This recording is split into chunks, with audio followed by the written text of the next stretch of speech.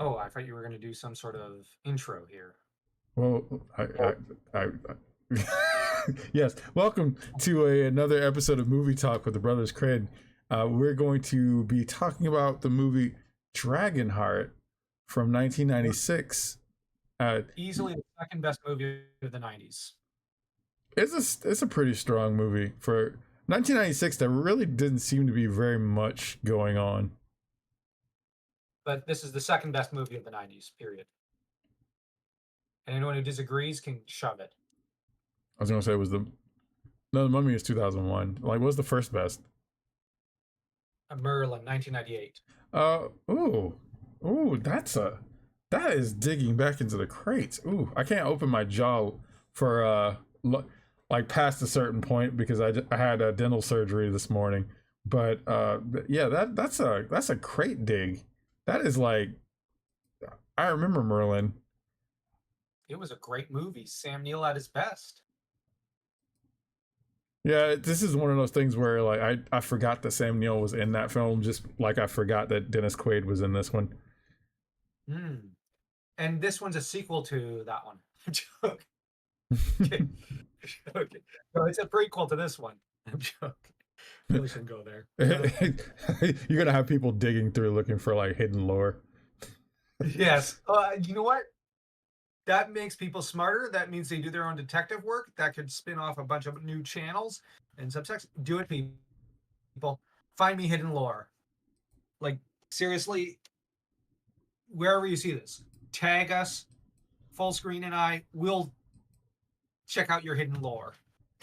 Hid, hidden Dragonheart lore. That links to Merlin. Links to oh, okay, because you have to specify that, or else you're going to have people doing whole scale things trying to tie Draco to Juan Ramirez. Yeah.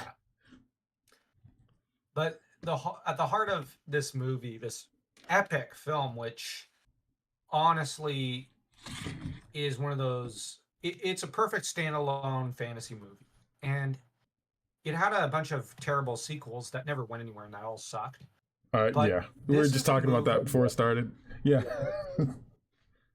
This is a movie I would argue. Okay, the Merlin movie is Arthuriana. And the thing about that is that arguably Arthuriana in some ways is very different from fantasy in a way.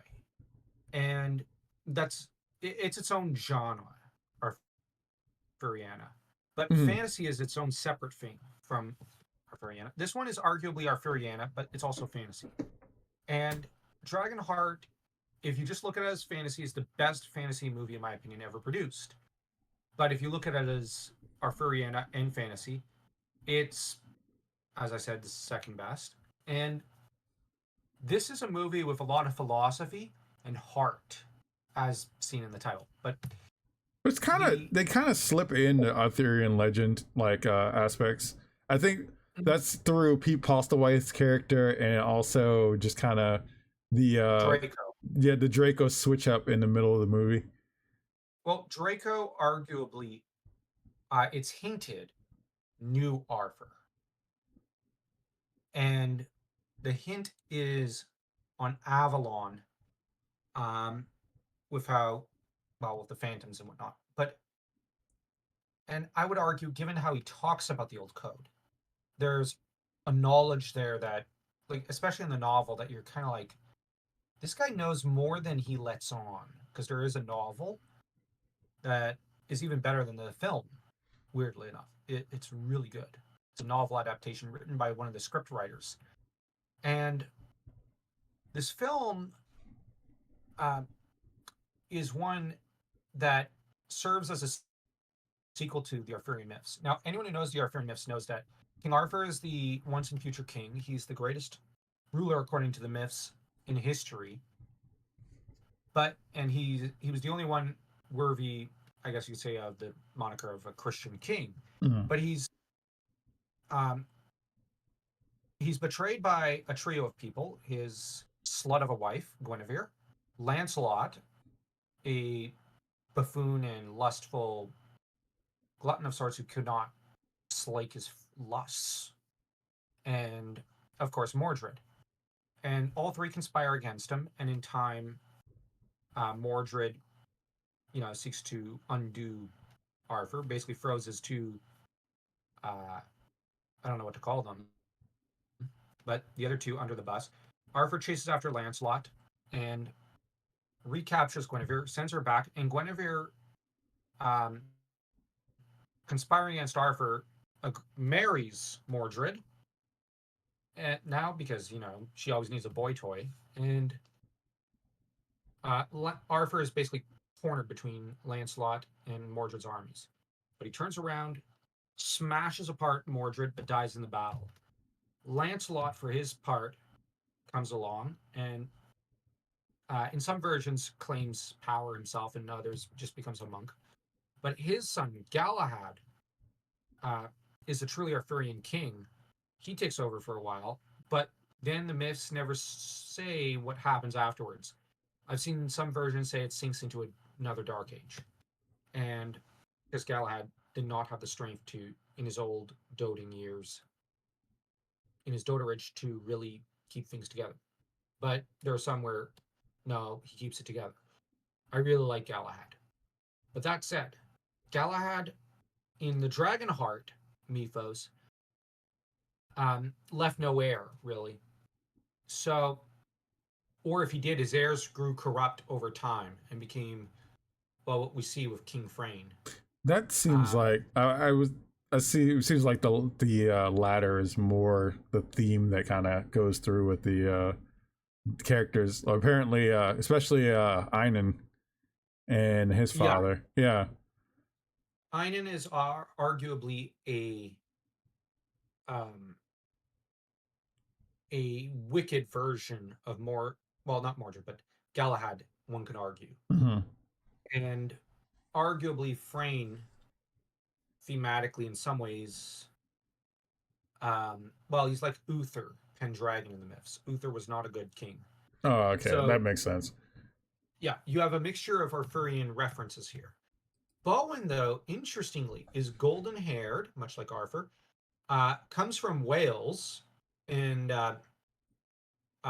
spent some time all across the continent, including, also in Scotland and Ireland, I believe, and in France. So the only historic possibility for Arthur is a King Artwyr from Dalriada, which is parts of Scotland, so who would have been Celtic. So there's a Celtic link there. In the myths, Arthur was a very fecund man. He fathered a lot of kids.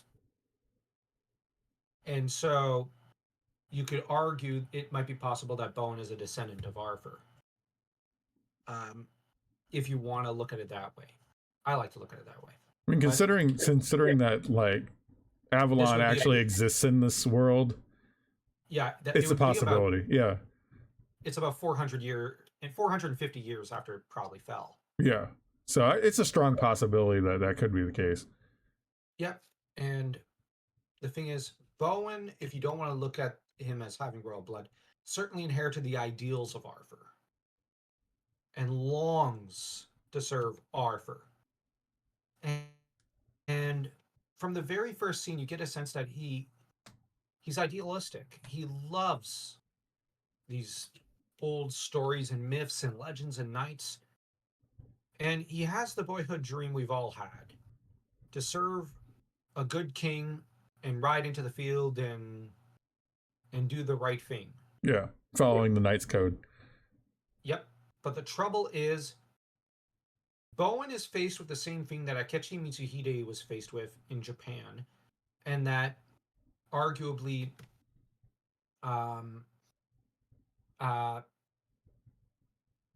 the other figures in history have occasionally faced, and that, such as Trajanus, and that's that, I just want to serve someone worthy, but there's no one worthy. You are the one who is worthy. See, I was thinking, I thought you were going to say pretty much he follows ideals of a time that doesn't exist anymore, because that's kind of what I gathered from it, especially in the beginning of the film when he's actually Yeah. training Enon. He kind of, you can tell he's a man at a time, and kind of the best way to phrase that is a man at a time, because the Yeah. ideals and the things that he supports are no longer in fashion in this time period. Well, he's following Camelot while in the Dark Ages. Yes. And one could also argue there are many men, I've met them, I'm one of them, who would probably feel more at ease like in the 19th century or in uh, the medieval period in some ways, and who aspire to those ideals and whatnot in a lot of ways on the positive side of things, Mm-hmm. than those of modernity. Because modernity is, I would argue, an infection and a disease in terms of civilization. Oh, I mean, And look at this time. Look at the current time period, and you can kind of understand why modernity is like so reviled by most people. yeah, and arguably Bowen is like us. In this way, he's a very relatable character. But I was gonna say, like, his situation is also one that he is a great man of history. He could change history. He could change the tide. He is the second coming in a way of Arthur. But the problem is he doesn't step up at first. He doesn't believe that a man seemingly without royal blood could ever claim the throne and help the people. But he has an obligation. If no one else is going to do the right thing, he should do it. Oh, but he'd be an usurper then. He'd be, a kingslayer. But it'd be the right thing to do under the circumstances. But the other thing with Bowen is that he's not the only Celtic character. Aislinn is Celtic. And here we have something very interesting that's being done here. Those of Celtic blood, such as Cara, Bowen, and even arguably Gilbert, considering Gilbert is a French name, and Aislinn are put in the heroic role. Mm-hmm. Einan, Frayne, uh, uh, Brock, they're Anglo-Saxon. This is basically the Bretons versus the Anglo-Saxons. So there's a nice little nod here to this conquest that Lancelot, that Mordred kind of like helped out by basically taking down Arthur. So there's a good argument to be made that Galahad's successors may not have been of his blood because he got kicked. Well, maybe his heirs got kicked off the throne because foreign invaders. But either way, you've got Bowen at the start, who's very idealistic, as said, who's training Einan to be the next king. The trouble is, Einan is really not worthy. He's a spoiled brat. Yeah, he's the Prince William of this time period. Oh, I'm sorry, I'm not supposed to insult Prince William despite him being worthless. Well, to be Let's see. fair, I'm an American and you're a Canadian, so I guess we're immune to the "Oi, you got a license to for that tweet, mate" mentality. Yeah, it's just the monarchy since George VI has been a disaster. Then again, I don't support the House of Hanover. I despise them. I prefer the House of Stewart. They were much better, even though they had some pretty bad kings in the form of the Charleses. Every Charles is a bad king, and also, like the last decent monarch Britain had was James VI, arguably, and before him it was probably Edward IV. So, like, Britain's been starved of a decent monarch, especially England. Anyways, yeah, so Einan's pretty nasty, but since Dan just joined us, I'll just repeat what Fullscreen said earlier.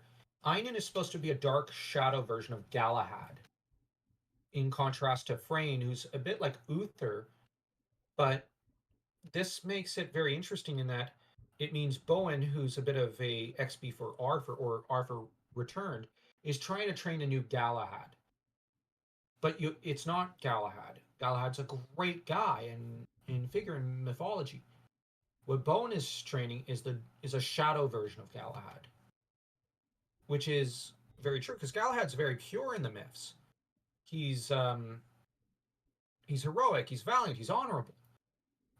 He would never touch a woman unless he was married to her. Einan is, well, a rapist, as shown later in the movie, is a murderer and a thug, and has no respect for the faith.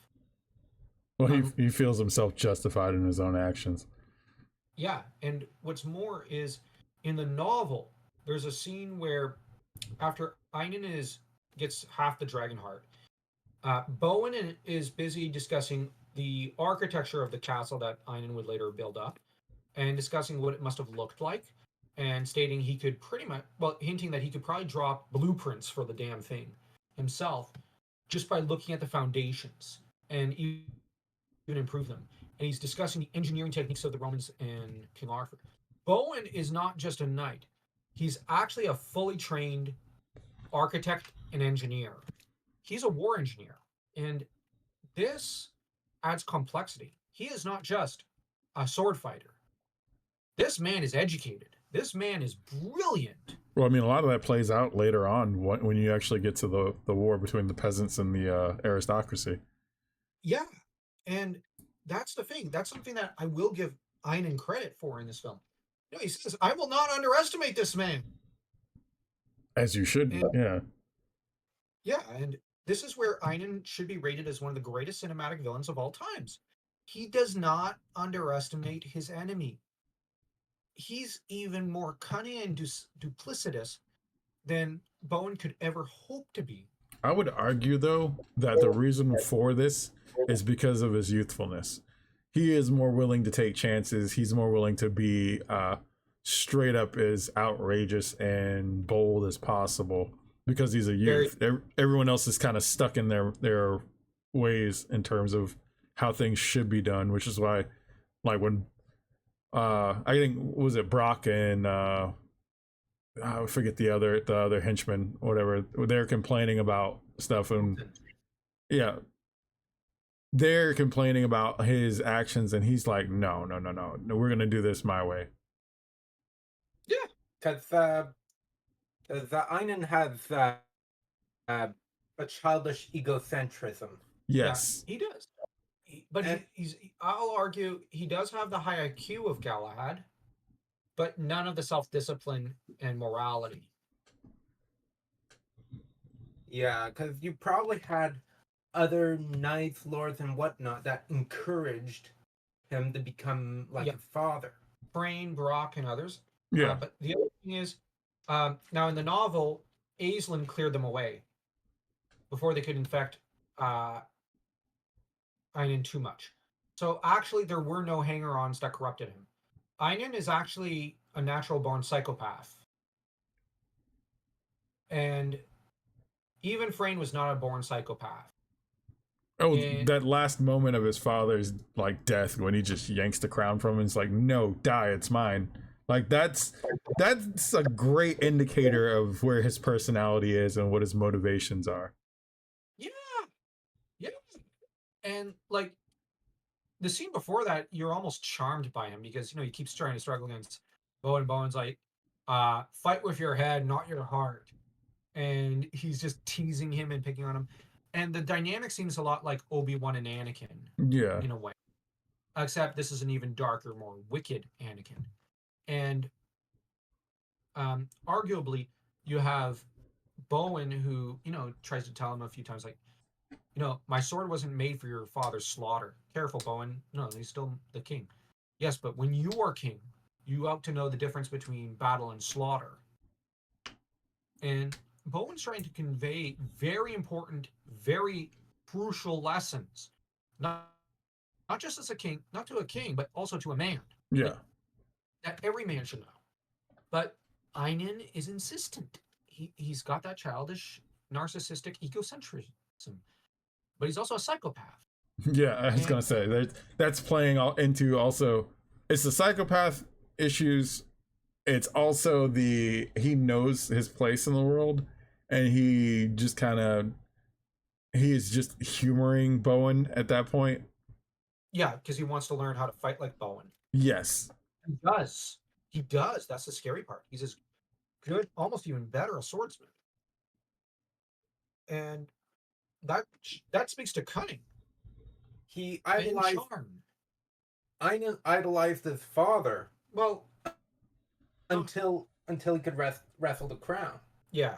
Although what's weird is he becomes obsessed with Kara after seeing her hair, because it's like fire.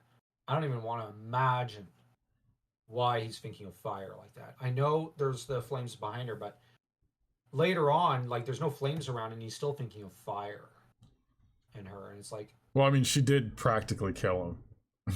yeah, yeah. So that's probably the biggest part of it. Is like, and she removed her helmet right after she accidentally dealt the killing blow. Yeah, and then you've got Aislinn, who decides, well, we'll take him to the dragon, or as we know him, Draco, played by the excellent Sean Connery. And Which I thought that was interesting too, because it kind of, they, in the movie, I don't know how the novel is because I never read the novel, but I like how they kind of left little hints about her past and her connection with Draco. Yeah, they do the exact same thing in the novel. I thought that was really cool.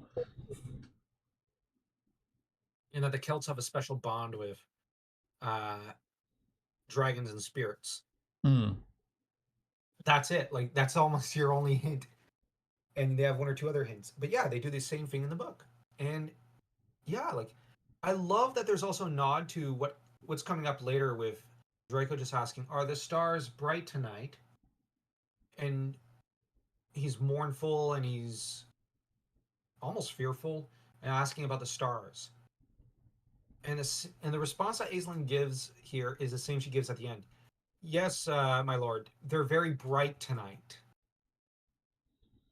There's almost, much as Aislinn claims Draco as a bit of a mentor, she's almost like a mother to him, even though he's far more ancient than she could ever imagine. And there's also a hint of foreshadowing in that actual quote too, with the stars. Yeah. Hinting at, he longs for heaven. And you then have him like, I am not touching that kid with a 10-foot long pole. Nope, nope, nope. And they should have listened to him. Like, at no point in this movie is he ever wrong. But the thing is, he decides, fine, I'll give him the damn heart. But what's interesting is that he requests Einan come live with him and study under him for a time, that he might mold him into a good king. It seems like Draco longs for the Arthurian age of Camelot just as much as Bowen. Yeah. And I suspect that maybe Draco also got swept up by the romance and the longing for that era. The sad thing is, Draco's feeling his age, because we remarked, Dan and I, in a few scenes this time around watching it, this dragon's old. He is really freaking old. He's craggy and creasy. Like you just look at him and you go, this dragon is ancient. He's centuries, if not millennia, old. But which probably leads to why he was the longest lived and most surviving dragon out of the whole group. Yeah, and it's also why he's so frightened and he keeps thinking of death and his legacy. He's preparing basically for his own funeral. He's preparing for what's to come. And he's got no kids. He's got no spouse or mate. He's preparing for what's to come. He's preparing for the final journey, and he's going to be all alone. And that is an unimaginable torment. And yet, he tries to march to it with dignity and grace and whatnot. And I like that on the way, Bowen talks of the old code. which the full code is on the website, which I'll recite the whole damn thing, Okay. which is from the Dragonheart wiki, and I've been doing a lot of essays on this on Substack. Inside the table's circle, under the sacred sword, a knight must vow to follow the code that is unending. Unending as the table, a ring by honor bound. A knight is sworn to valor. His heart knows only virtue. His blade defends the helpless. His might upholds the weak. His word speaks only truth. His wrath undoes the wicked. The right can never die. If one man still recalls, the words are not forgot. If one voice speaks them clear, the code forever shines. If one heart holds it bright. That's quite the code. So yeah, and that plays a larger part in the story too as we go on, especially with Bowen's kind of redemption arc. Yeah. It's interesting that he's so passionate for the code and says when Draco heals Einan, like I serve the Father for the sake of the Son. All my hopes rest with him. My gratitude and my service, no, my sword and my service are yours to command when you need. And Draco seems to temporarily wave the matter away. It just tells him, remember what we promised. Remember your words, Knight of the Old Code. And he talks of the once ways being Camelot. So obviously Draco is wanting to kind of reverse the tide of history in a way. Bring back, I won't say civilization, but bring back honor and dignity and goodness and virtue, and chivalry. But the thing is, he's racing against the tide. He's swimming against the tide. And it's going to take something very brutal to happen to reverse the tide. Yeah. And peasants to get up and not let the aristocracy keep robbing them. And now that I think about it, I'm starting to see a lot of similarities to today. Anyways. Yeah, I mean, if you look at both Bowen and Draco, they're both, I would say, elements of a bygone era. Yeah. And that's their, well, you would imagine that would be their point of relation, where they could basically see each other for, comrades in arms, so to speak, and basically go from there. But they do. There's a bit of a falling out in between that, though, or... Yeah, because Bowen lies to him, believing Einan's lies. Then he tells himself that, and also tries to tell Einan, you're bewitched. Yeah, he's what I taught you.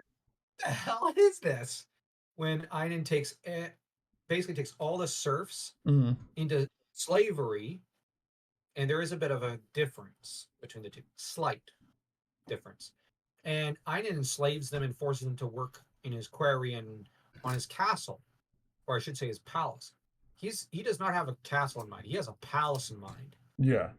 And notably, he wants death to be a release, and decides to burn the insolence out of Kara's father's eyes, which is a horrific punishment.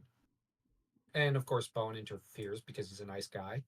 And Bowen frees the two men. Doesn't help because the guy still gets his eyes burnt out later, as we find out.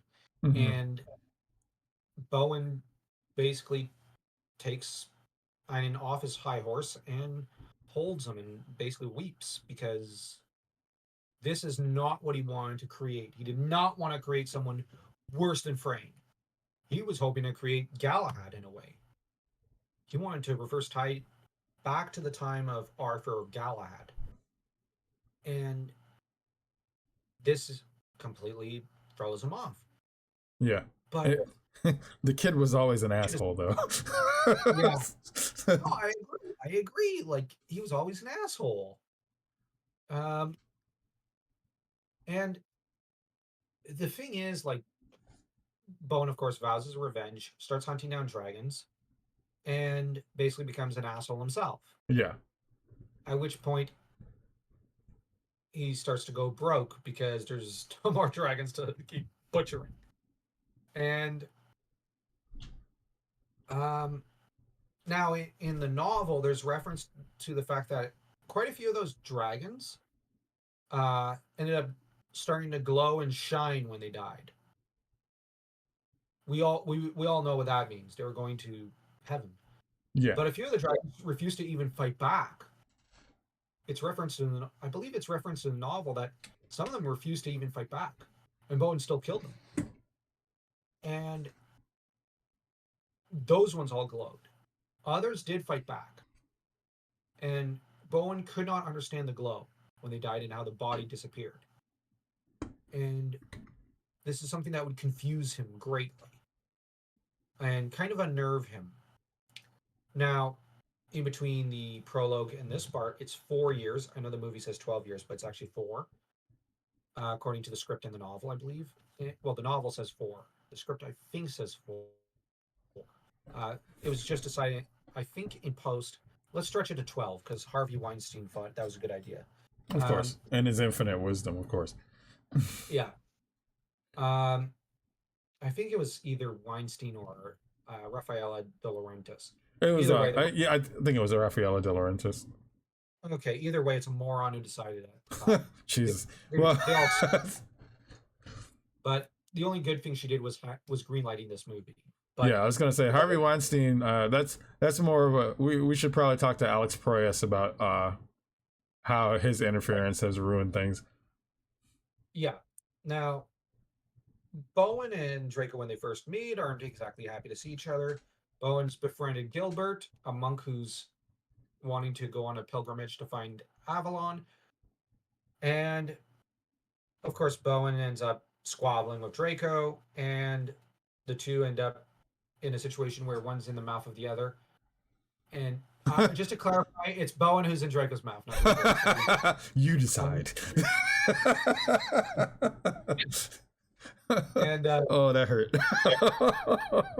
but I'm glad I did my duty. But that said, Draco, of course, proposes a deal. They'll fake dragon murders for money. But the old monster ravages the town, and only the knight that strolls into town can save him for a nominal fee. yeah, and occasionally also, according to the book, some booty. But that's about right. I mean, that's a trope that's existed in these types of stories for like forever. But the thing with Bowen though and Draco though is what separates them is they actually sit down. Well, not sit down. They ride off into the sunset mid movie, but they start having one of the most fascinating discussions. Oh yeah, the philosophical discussion of morality and Yes. the Knight's Code. Yeah, And I love how they're, it's like, when you pinch the pockets of the nobles or the pouches of the nobles, oftentimes it's the peasants that feel the pinch. yes. You're actually hurting them. And Bowen's rebuttal is, I was just fleecing a guy and his flunkies. Where we don't go cluttering up a clever scheme with morality. Yeah. He's Like, trying to adapt to this the modernity and just the mindset of modernity, but it's not really catching. Yeah, it's leaving a bad taste in his mouth, and you can see that he's conflicted. I was gonna say you can see the just the confliction in his eyes when he says it. Yeah, and you have Draco who then says, well, if you're willing to do this to them, how long before you turn your blade against me when I've outlived my usefulness? Basically calling them out, like, you've been scum. Like, you're scum. And you have Bowen. Oh, come on, I gave my word. I'm a knight of the old code. My word is my bond. Uh-huh. Yeah, right. From Draco. And, Bowen kind of goes, well, what would a dragon know about the old code? And Draco then quotes the middle section.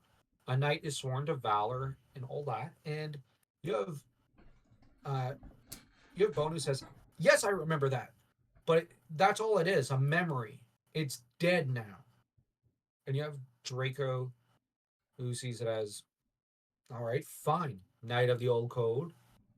And I like how you have Bowen who's like, "And what do you care, anyways?"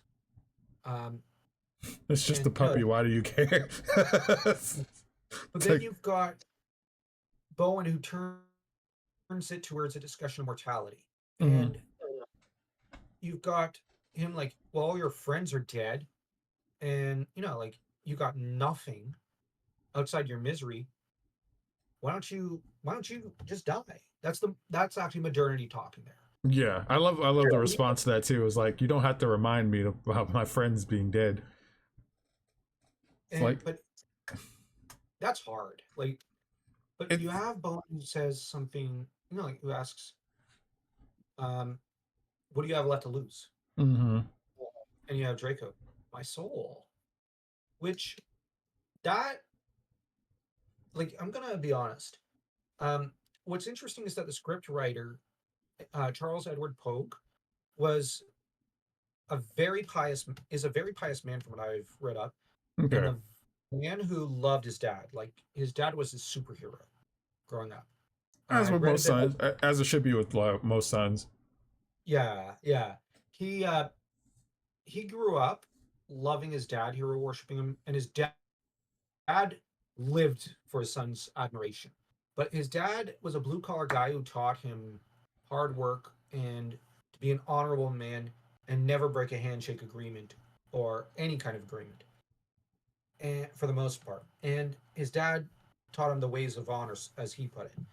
And what's interesting is that Pogue commented that his dad taught him the real old code. It's just that he never formalized in the words that you find the old code framed in, and that in turn, I'll say that the reason I get into this is, what do you have left to lose? Why don't you commit suicide? What do you have left to lose? Well, according to to a few religions, such as Christianity, your soul. Yeah. And that's where I'm not trying to turn it to Christianity here, but Mhm. this movie was written under the influence.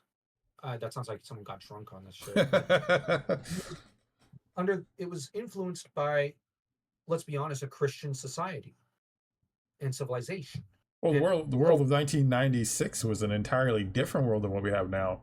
There were yeah, morals and there were like high-minded ideals and understandings of what makes a man and what makes a hero, and those are elements that you saw in the media. It was reflective of that. Nowadays, a lot of that is. I feel like it's. I don't feel like the people are willfully accepting like the hedonistic aspects of current media. I feel like this is something that's being pushed onto us by other people in yeah, higher positions, but like we don't have that media that is reflective of the human spirit and the drive and the will of the a person to be their absolute best. yeah, but it's going to come back. Yeah, well, everything comes back in waves. Yeah, and this wave will wash away the bullshit and the evil, Yeah, much like with the political correctness push in the '90s, like that got completely wiped away in the it got stomped out like in the '90s because the morals of that time period were stronger than a lot of the things being pushed about. It only reason why things are as dire as they are now is because social media and also this culture of wanting to put your turn little trivial things into your personality. It's made people famous. So now the drive is to basically utilize that as a means of getting them somewhere, even though it's kind of a hollow existence. Mm, agreed. Yeah, And the thing is, saying my soul. yeah, Like the thing is, Draco. Okay, let's be honest. he gets it. He's the most Christian dragon in probably literature. Yeah, Like, like he's basically all but carrying a cross around his neck throughout this entire damn movie. He doesn't have to worry about St. George coming after him. No, because like he's more Christian than St. George. Like he'd probably be like, well, Christ actually said this, St. George, and you have St. George. He's- Yeah, but what about this part of the Bible? No, sir. I've read it. I was there. I am telling you. And then they'll probably sit down and have a damn theological discussion. St. George geeks out over Draco having known Jesus or something. I was gonna say And, that'd be a full-on theological conversation. yeah, but the thing is, Draco fears for his immortal soul. Arguably, Draco is more the magician archetype in this movie, the priest archetype. He's not a warrior by nature. He's there to redeem men's souls and to teach them the same lessons that Gandalf teaches in Lord of the Rings. It's a lot more like Merlin. Exactly. Well, that's what I said, if indirectly. But yeah, absolutely. And funny thing, the donkey that Gilbert rides on is Merlin. That's things he called it Merlin. Yeah, Gilbert completely he romanticizes the Arthurian legend to the point of where I mean he's practically a bard. Well, he is a bard. He is a bard, yeah. He's one of the most successful historians. He's a nice guy, but let's be honest. Bowen is a kind of a Arthurian knight, Mm-hmm. and Draco is kind of an Arthurian advisor or counselor. Both of them stuck in modernity, and Gilbert's basically a modern nerd.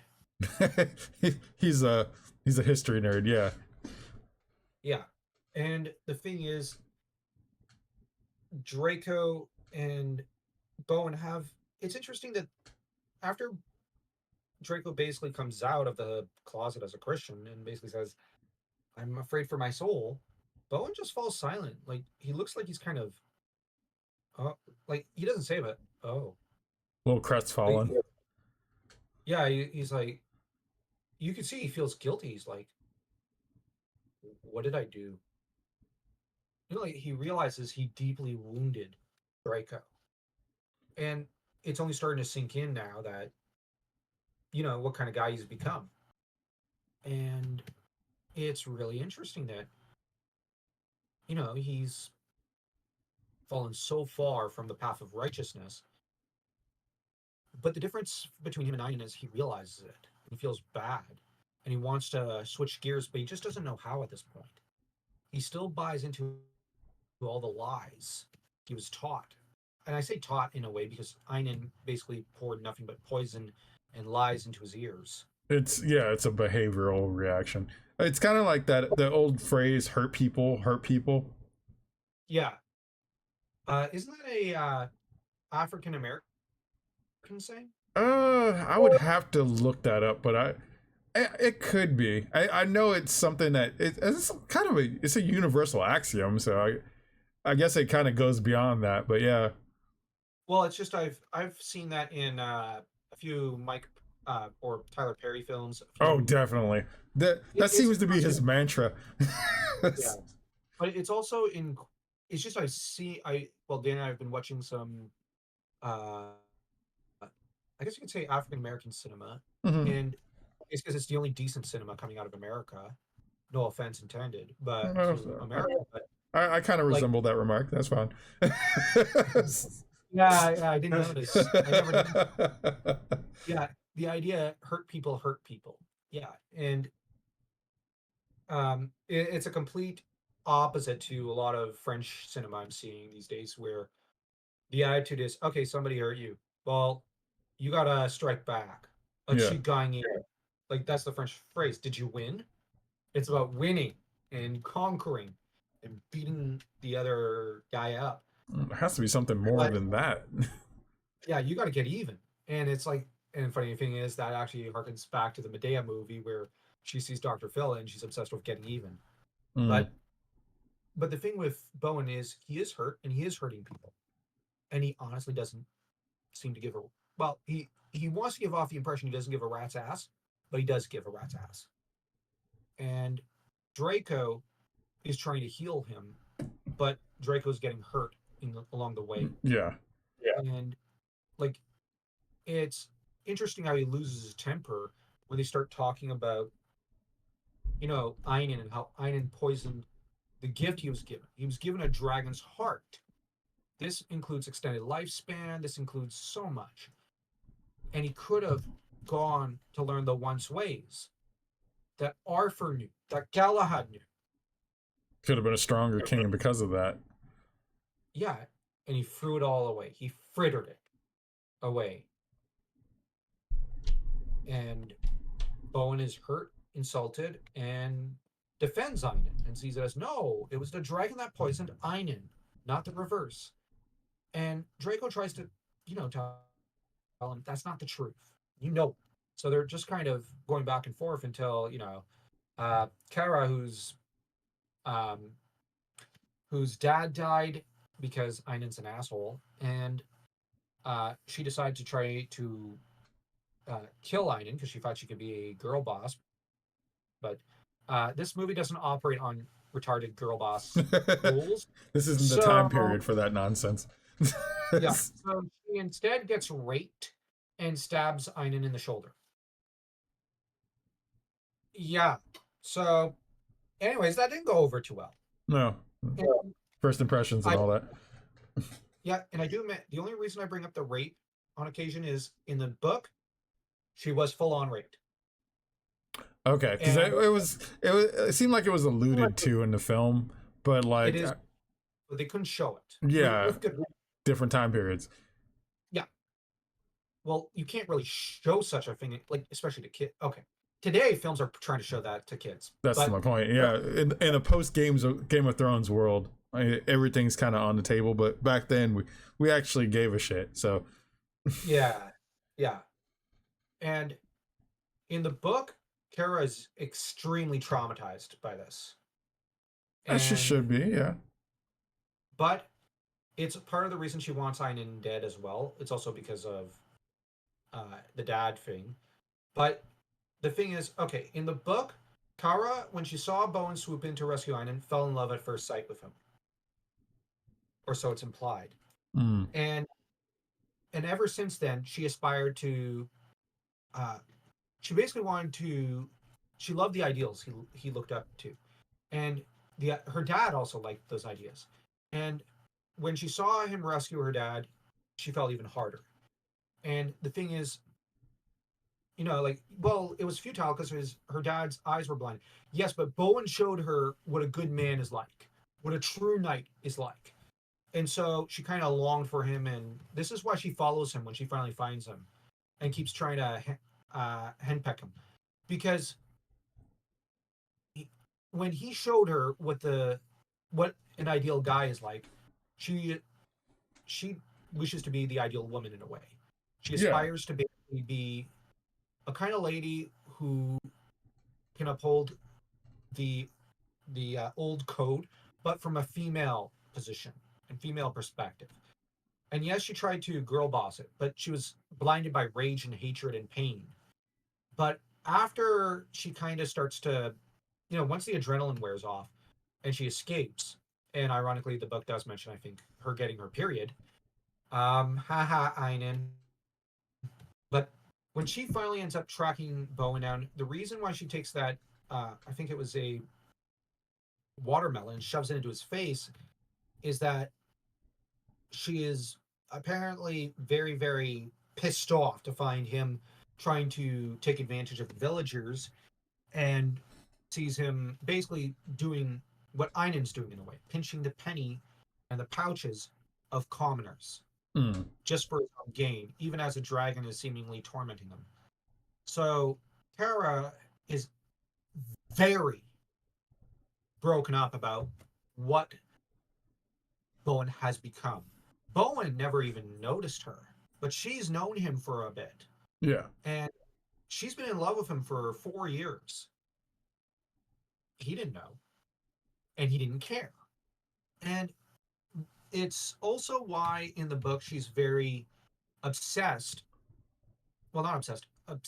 She's obsessed with the fact that she's not a virgin anymore. Because she was in the book saving herself for Bowen. And so this harkens back to Arthuriana. When Einon raped her, this broke her. And there's a scene that was deleted in the movie that kind of shows and hints at, you know, how this has affected her. It's in the deleted scenes. But in the book, it's even longer because in the movie they didn't have her comment about her virginity. But in the book, Bowen makes a comment about how he does admire her for her courage, and he is, starting to be attracted to her because he's got a pulse. She's a hot ginger. But those are dangerous things.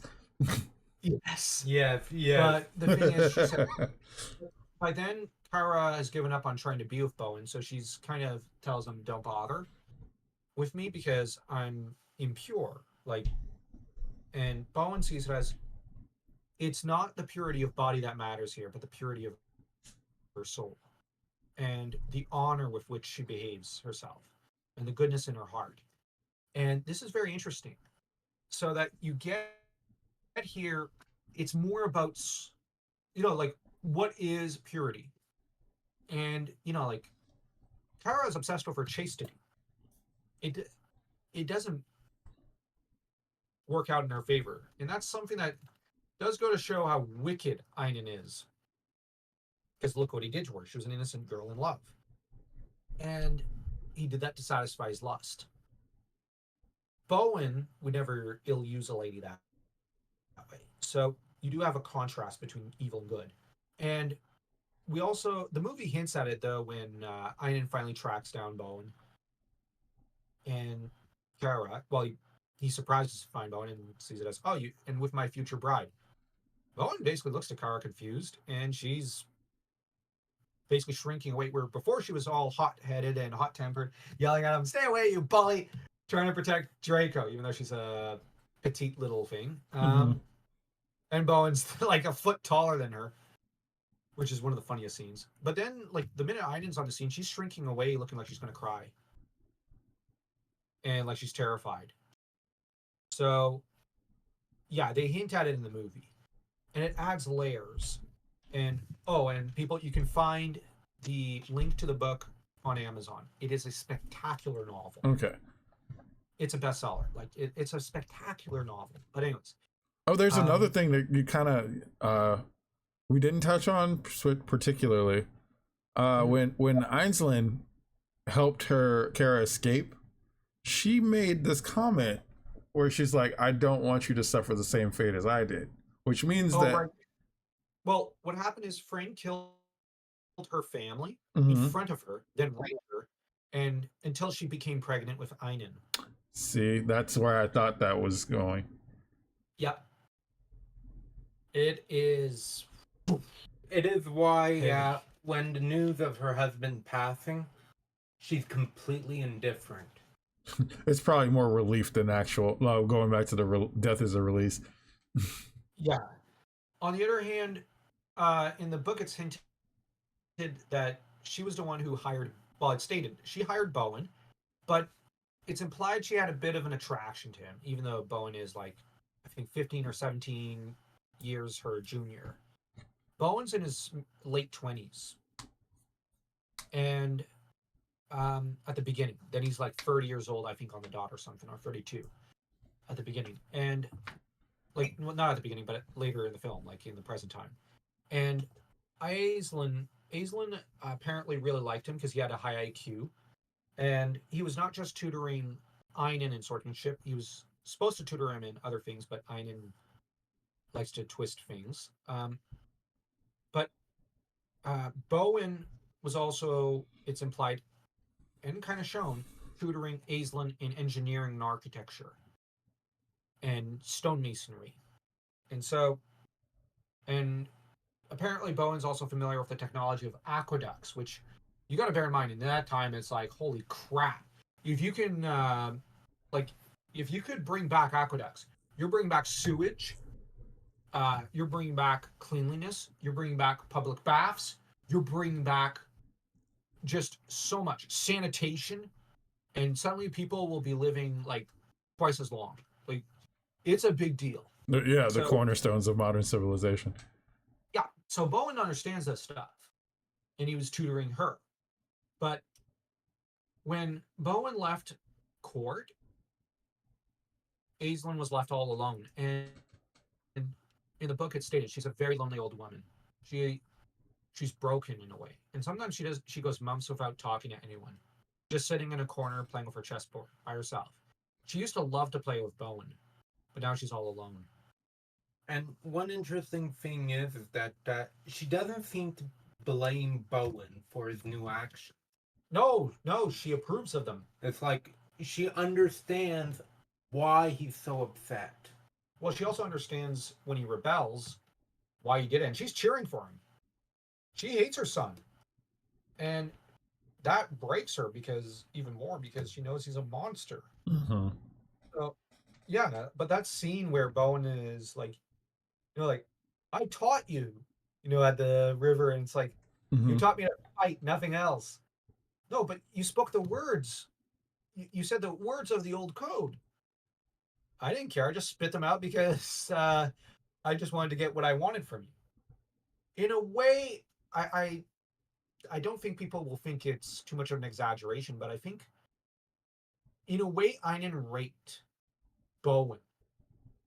He raped him in that and violated him in that Bowen just aspired to ideals, to Arthuriana.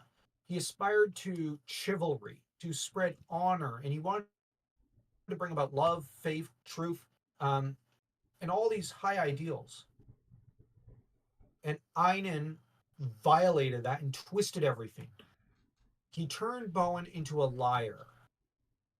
He made him the teacher of a butcher.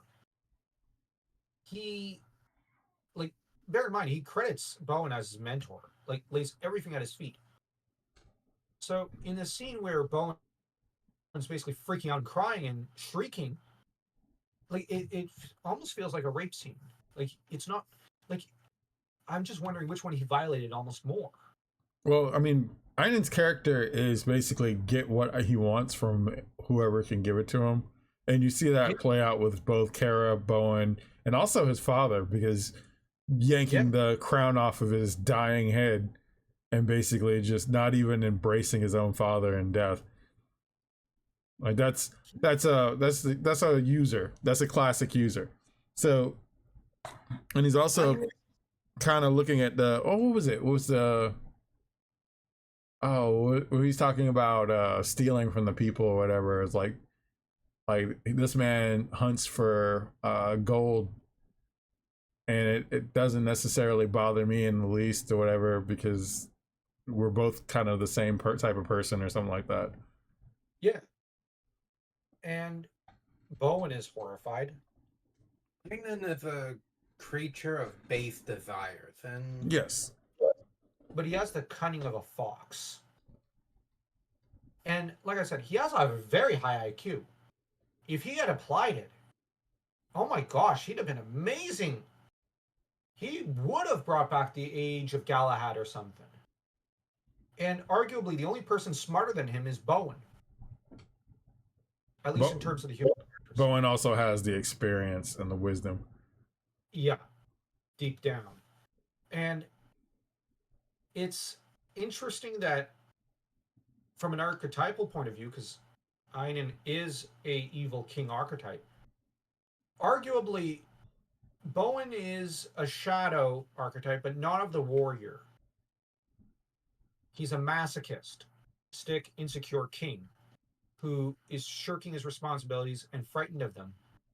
But like Theoden from Lord of the Rings, he has to rise to the occasion. But the interesting thing about Bowen is he just wants to be a warrior. He thinks he's just a warrior or knight archetype. He's not. He's a king. But not all kings are born kings or princes. Some have to be made. Some have to claim the crown for themselves. Or forged. Yeah. Yeah. Which a lot of these themes, if you want an expansion on them, check out The Crown of Blood. The book Dan and I wrote. I'm just kidding. See, there you go. See, you're getting better at this. I'm learning. I'm learning from the best here, from you. But anyways, But if you like art, though, you can check out Full Screen's future art book. See what he did? No, that See was, what he did? I You always see what he did? See what he did? but yeah, Einen is a user, and yeah, like, but um, like, but I like how he turns and tucks tail when he sees Draco. Bowen may not have immediately recognized this dragon, but Einen sure did. He's like, oh shit, that's the dragon I made the deal with. But it's interesting because normally you'd think, well, okay, a deal with a dragon is a deal with the devil, Yeah. according to classical myths and whatnot. But here, the devil is Einen, and the one who made the deal was Draco. Mm-hmm. So, like, this is basically subversion, but it's not deconstruction. But it's a subversion that works, arguably, from a thematic and archetypal point of view. Because Draco, in essence, is basically an angel on Earth meant to guide humanity. But it kind of goes awry. That's my point about him archetypally.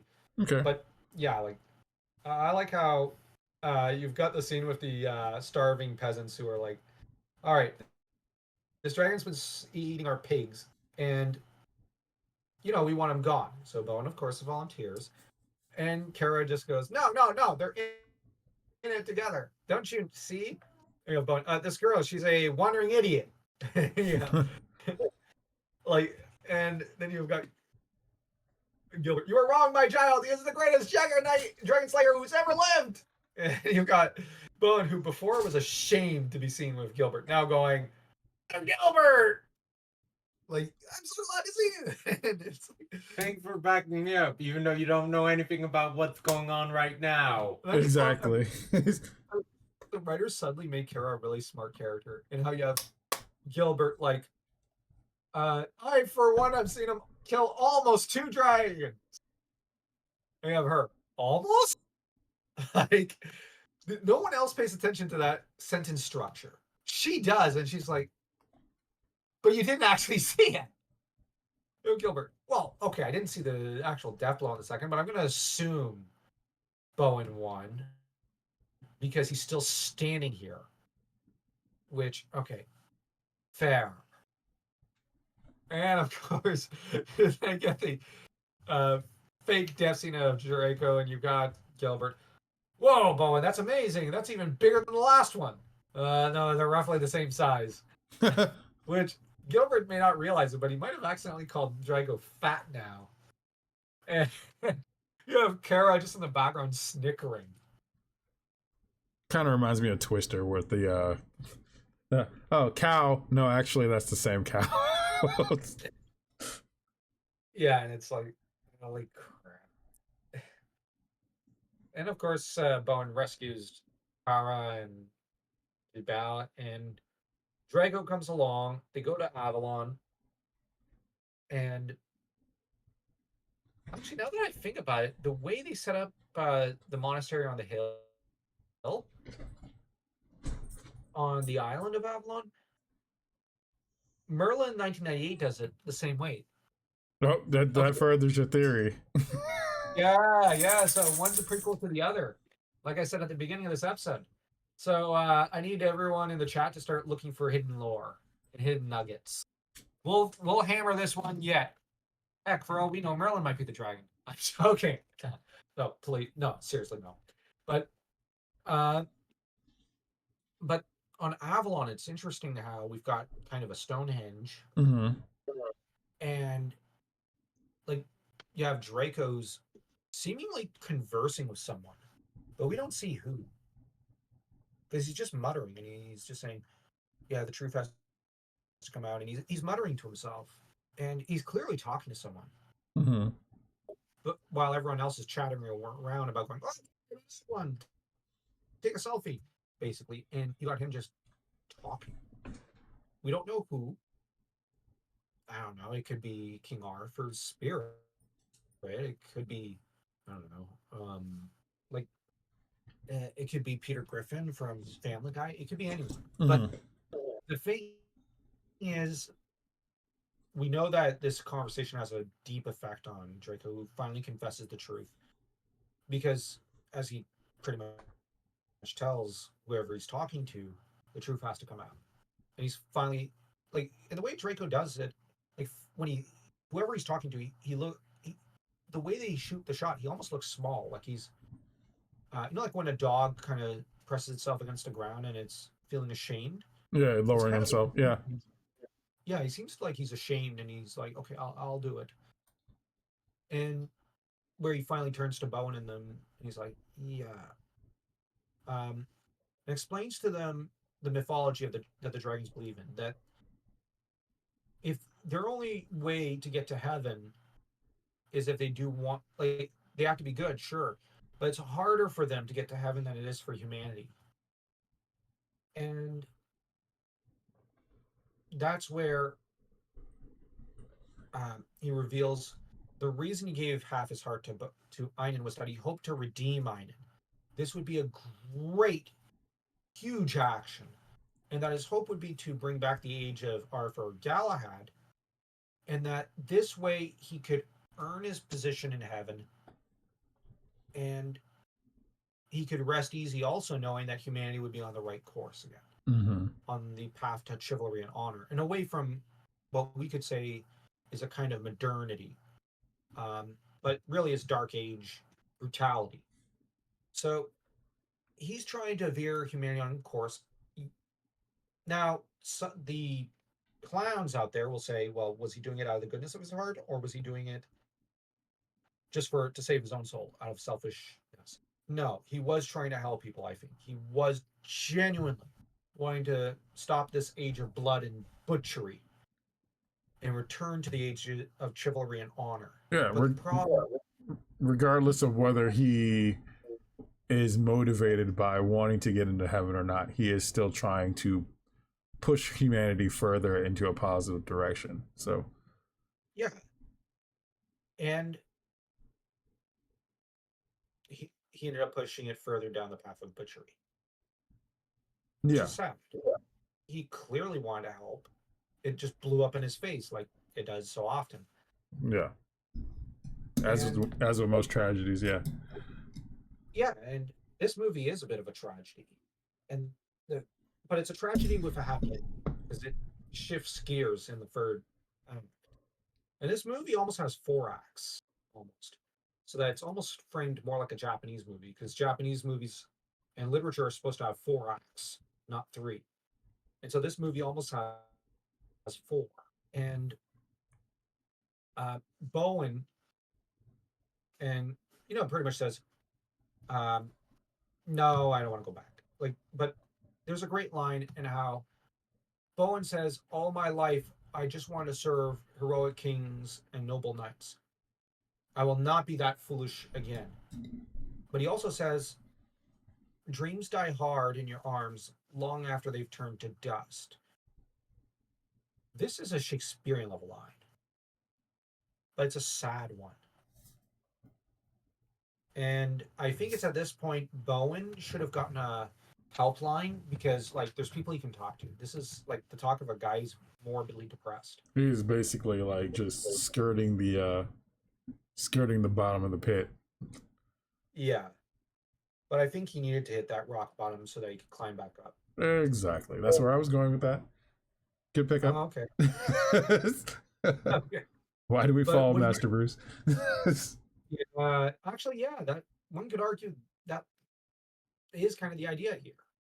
But what do you think of his line, "Dreams die hard in your arms long after they've turned to dust"? Yeah, it was kind of like if you hold them long enough after they die, then they turn to dust. And it was like that is a really hard line.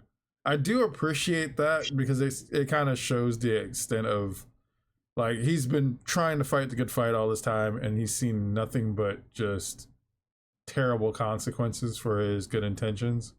And this is just him at his wit's end. But here's the thing: he knows what he was supposed to do, but he didn't want to do it. Mm-hmm. he knew he needed to usurp the crown. Yeah, yeah. Killing Einan was probably the last thing that he would want to do. He did not want to kill Einan or Freyne, but he probably should have killed them and taken the crown for himself. Most likely. Like the moment Freyne died, that should have been a. They should have just left him to die after his injury. But again, Couldn't. that's a mother's love is kind of her own undoing in that aspect. Yeah. And of course, he's approached by the spirit of the Knights of the Round Table and King Arthur. So here's an interesting thing. I have the IMDb page up, and the voice is John Gielgud, and apparently he was uncredited, but according to the notes here, John Gielgud is actually the voice of King Arthur. Who's John Gielgud? Well, he was the person that did the voice for the Knights. Oh, okay. But he was actually the voice of Arthur in the film. Oh, okay.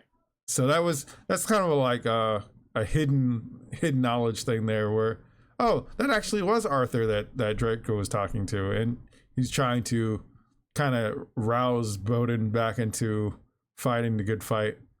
But apparently, John Gielgud, he trained at Lady Benson's acting school in London. He's done Shakespearean roles. He's played Hamlet at the age of 26.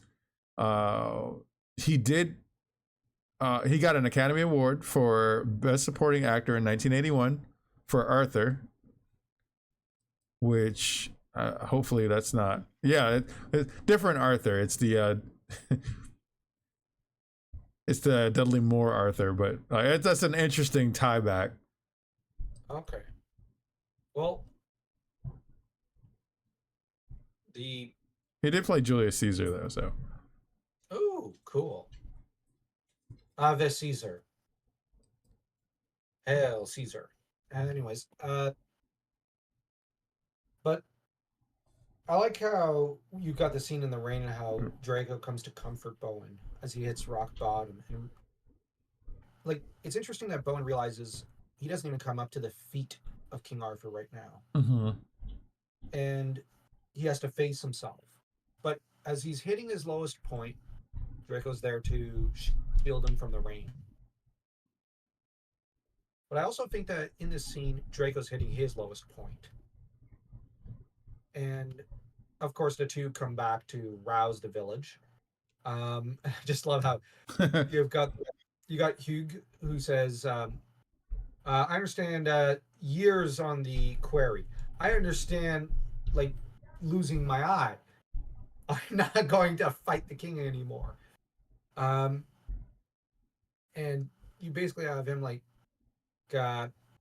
there's no more fight left against Einan, and there's a lot of broken people in this movie.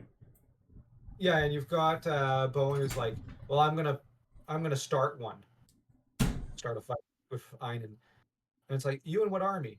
And Bowen takes off, and then you see the dragon come up, and it's like, oh yeah, there's his army. Yep, I got a whole dragon. What are we gonna do? Yeah, just a note on John Gielgud. Yeah, I just checked, and he later played a voice of Merlin in Quest for Camelot. Nice. Okay. So we've got Arthur and Merlin at the same time. But yeah, and that now you do have the training montage. Previous movie we saw did it better. As did the Rocky movies. But I do like how Draco and Bowen just have that moment where you know, like, you have Draco who asks him, what do you see in the village? Well, I see hope and I see new beginnings. And you have Draco. Yeah, that's what's there. But it's interesting how Draco talks mournfully, because Draco knows it's not that he is going to die the next day. It's that he must die the next day. Yeah, it's an obligation at this point because he has to undo what's been done. And it's sad because, like, Robert E. Howard, the writer of Hour of the Dragon, Conan the Barbarian, once said that he always is tempted to cry when a senior or an old person dies, because with them an entire library is lost. I was gonna say, yeah, the knowledge. And Draco is at least a few thousand years old. And it's like, what has this dragon seen? Like, look, like, this is the pinnacle of the old man. Mm-hmm. And he must die because Einen's an asshole. One little douchebag kid ruined it for everybody. Yeah. Yeah. Exactly. Like, it's like, yeah, thanks, asshole. We could have gone back to the age of Rome at our height, and you just had to it all up. Well, then again, we could say the same thing about Commodus, the one who brought down the damn empire at the end of the 2nd century. Thanks, asshole. You ruined it for the rest of us. You said that about the burners of the Library of Alexandria. You said that about a lot of people in history. Yeah. We could even say that about, well, I guess you could say today with whoever's running the show. I don't know. I think everybody's drunk at the wheel at this point, in charge of all of our countries. It's kind of a okay. it's kind of a last grasp for power where everybody is the people that are in charge are so terrified of losing their lofty positions that they'll just tear everything down in the process. Yeah, and then they'll just end up losing everything themselves. And they'll probably give rise to nationalists and whatnot who will create a new aristocracy. I mean, look at what happened with Napoleon. Mm. That's entirely what's going to happen. I mean, history, what was it? History kind of repeats itself, but it just kind of recites itself in rhyme, basically. Yeah, well, that was Mark Twain who says history doesn't always repeat itself, but it sure as heck rhymes. I disagree now. I actually think, no, history doesn't rhyme. It completely keeps looping back and repeating. It's like a drill. Like everything's on a spiral. Yeah, we keep going round and around in circles. While going down at the same time. The Romans actually believed in a circular history, like a circular theory of history, where history keeps repeating and looping back from beginning to end, over and over and over again. And this theory got replaced by the end of history theory, where we're at the current end of history because there can't be anything after America, which, no offense, is kind of preposterous and ridiculous. I agree. There's plenty of room to expand, and there's plenty of room for things to happen beyond what we have now. It's just people are so bullheaded to not think that far ahead into the future. Yeah, so who knows? You might get a Kingdom of Nebraska headed by King Fullscreen. And I'll take Mars. Mars has nothing going on. I'll take Mars. But I figured Nebraska would probably be a little more peaceful and quiet. And we have to make sure that the French get back in power. Well, there'll at least be great novels. Considering that's almost entirely what the French did in the 19th century. Yeah, let's just write a lot of really good novels and plays and good wine and cheese and tasteful nudity. Yeah, and a lot of extra. Let's just do that. The British could just just stress themselves out with empire. We'll just do this instead. Yeah. Seems like a good idea at the time. But as for Bowen, speaking of good ideas at the time, I like how they give him a new set of armor and a new shield at the end. Like, because he's wearing slightly different clothing than before, and he's got a much more attractive shield. Because at the beginning, he's got that dragon tooth shield. Mm-hmm. Now he's got that round dragon-faced shield. Looks nice, sir. Like instead of slaughtering the dragons, now he represents them. Yeah, very chic. Very chic. But then we get Einen, who has that moment where he tells Felton, "I will not underestimate this man." Yes. Because he's like, I know what he's capable of. They did underestimate him when they chased him into the forest, and that was the worst mistake possible. Yeah, strategically. Oh, it's very... There's very asymmetric warfare. Yeah. we call that fighting like an idiot. Yeah, he did not demonstrate a lot. Actually, I'm going to argue something a little weird.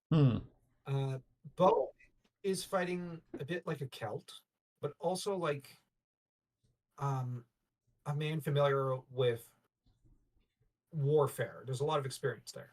Yeah. Einan is fighting like a Hollywood, like just general. Because in every Hollywood movie, it seems like a straight, like straight charge, heavy infantry warfare, or yeah, it's just charge. I mean, come on. You have castle walls, you have cavalry, you have vanguard. You have the high ground. Infantry. Yeah. Bloody hell! Like, I would argue the last director really understood, like, warfare in American cinema was George frickin' Lucas. Because the way he designed his battlefields, but they're in space. Still, the way he designed his battles, you could see some strategic thinking. I can see that. Not to mention the whole high ground thing.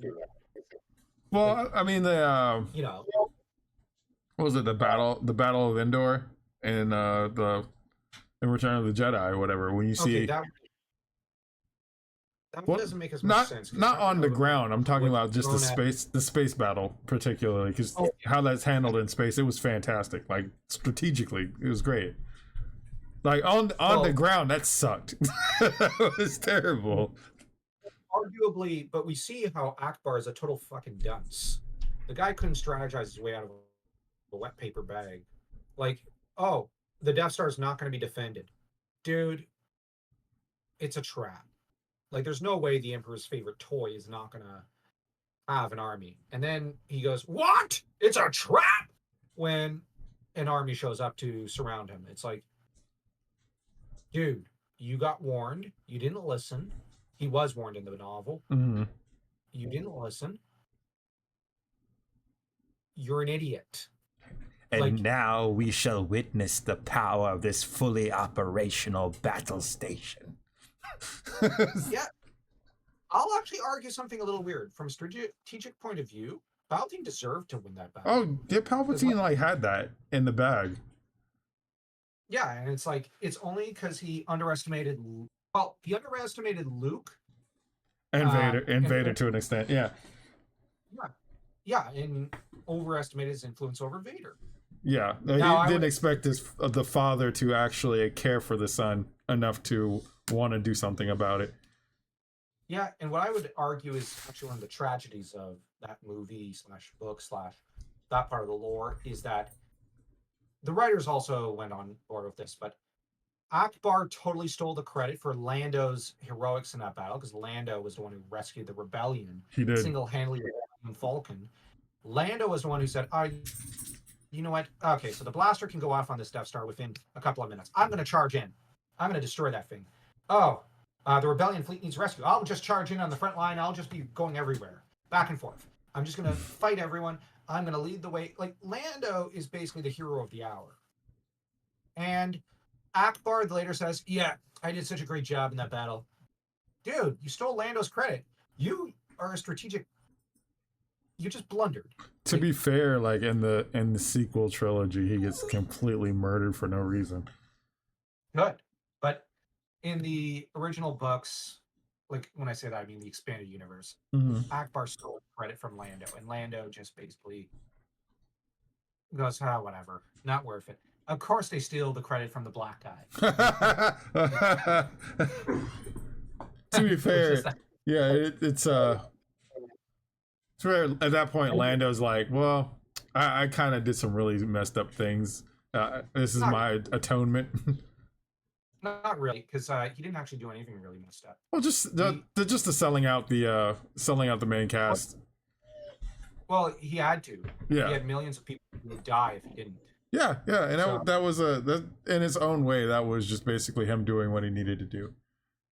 Yeah. Hey, chill out. But Lando is, well, actually, arguably Luke and Kyle Katarn from the games are the only two who give him the credit he deserves. So, yeah, okay. Those two are true heroes because they give the black guys credit. Blood.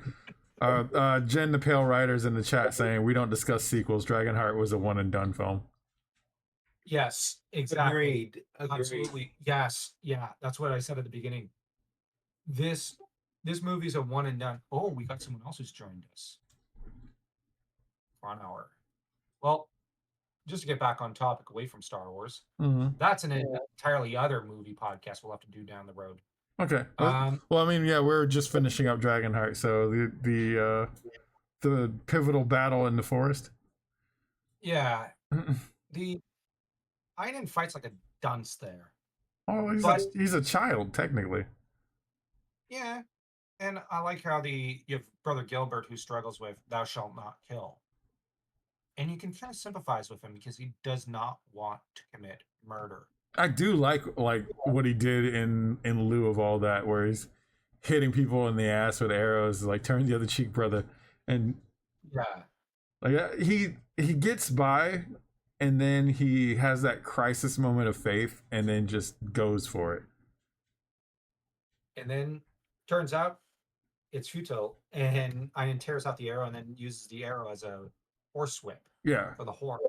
He's unstoppable. Meanwhile, Draco is like practically, yeah, he's hurt and being wrangled by the Dragon Slayers, which Aislinn hired specifically because she knew of the bond between the two. Yeah, and she intended to kill Draco. But Einen takes command of the situation. Aislinn tries to help Draco, and it's a very touching scene between her and Draco. And where she's asked, are the stars shining? Brightly, my lord. Brightly. My gosh, way to rip our hearts out. Foreshadowing, yes. And Einen then, like, it's interesting because it seems like at one point in the movie he was attached to his mother. And he didn't want her to see the monster he was. And then he's pissed at Kara for revealing him for what he is. And at this point, he then says, how unmotherly of you to try to kill your own child. However, I was trying to rectify an error. And yeah, that was a hard line too. Yeah, he's like, I ended up saving a creature that did not deserve to live. Ooh. The chat has some things to say about this as well. The sequels were ways to sell the surplus of McDonald's toys in a warehouse next to the Mulan's Szechuan sauce. Yeah. The stream needs that inside the actor studio background music. Speaking of music, this movie had great music. Yeah, I was gonna say. Also, H.P. Lovecraft's Cat says Dragonheart was the prototype for Dragon's Dogma, but with more violence and nihilism. Changed my mind. I have not tried Dragon's Dogma, but I own it. I just haven't played it yet. Yeah, I'm not really a fan of nihilistic philosophy. I like stoic philosophy. I guess I just like to think that everything matters rather than nothing matters.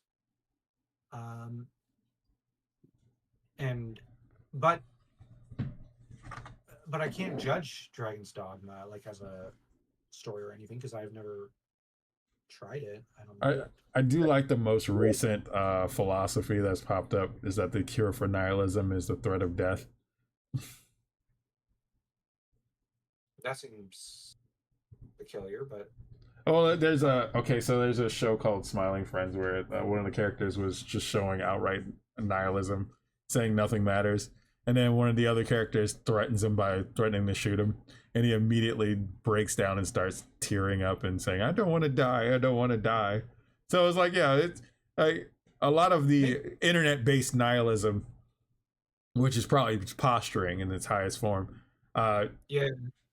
You put them in a situation where they're in threat of losing their lives, and that whole bravado kind of melts away. Yeah. At some point, you need to grow out of your teenage edgelordness. Oh, boy, howdy. You are absolutely right. sad thing is on Substack, I'm seeing a lot of people trying to be edgelords, and they're relying on Nietzsche as their supreme god. That's about right. I mean, that's every intellectual in real life that I've come across that's been pretentious in their intellectualism has like used Nietzsche as the backbone for their worldview. Well, he was a syphilis and suffering madman towards the end. Oh, that's about right. I mean, Towards the end, earlier in his career, he was a lot smarter and more interesting, but later it just evolves into mad ravings. Mad read. the chat's like, I don't care. Pulls gun out. You know what? I think I care now. That's about it. But I guess I went through a not nihilistic phase. Then I basically decided I want to come back to Christ and just say, screw it. I was on the record by saying that every man once they hit their 40s hits their black swordsman arc. Yeah, basically. And Bowen goes for this entire phase as well, just to leverage it back into the movie. I mean, considering the 30 is probably peak life expectancy for that time period, that's about right. Yeah, and Bowen, like the confrontation at the end between him and Draco's, that's harsh. That's hard. Like, you could see he's trying to go back into denial because remember, throughout the film, he's been lying to himself, at least in the first bit, about Einan. Now he's trying to lie to himself, like, we've stopped Einan. We don't have to kill Draco. We defeated him. That's enough. Yeah. But you have Draco, who physically it looks like he's already broken. Like, I don't know if Draco will ever fly again. One of his horns is broken, even down to the bone. Like, it was torn right off when he fell. Like, Draco is heavily wounded, maybe even crippled. What's he gonna do now? And the thing is, we know Einan wants to imprison Draco forever so that, Einan could live out a really long life of cruelty and butchery. But what? They do need to stop Einan.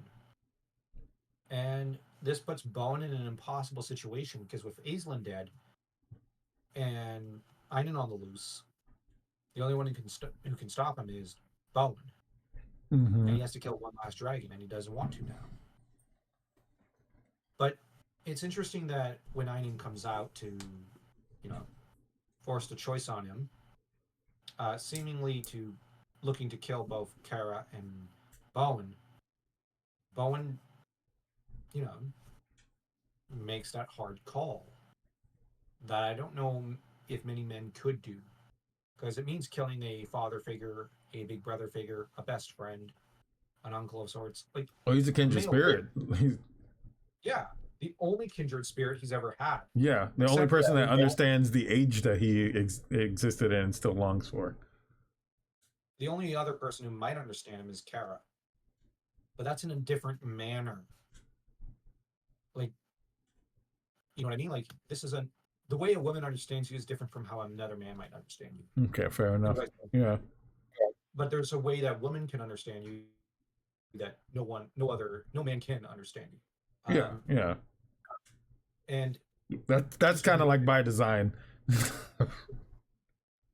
Yeah, it's kind of in the hardware. Yeah. In the software. That's a feature more than a bug. Yeah.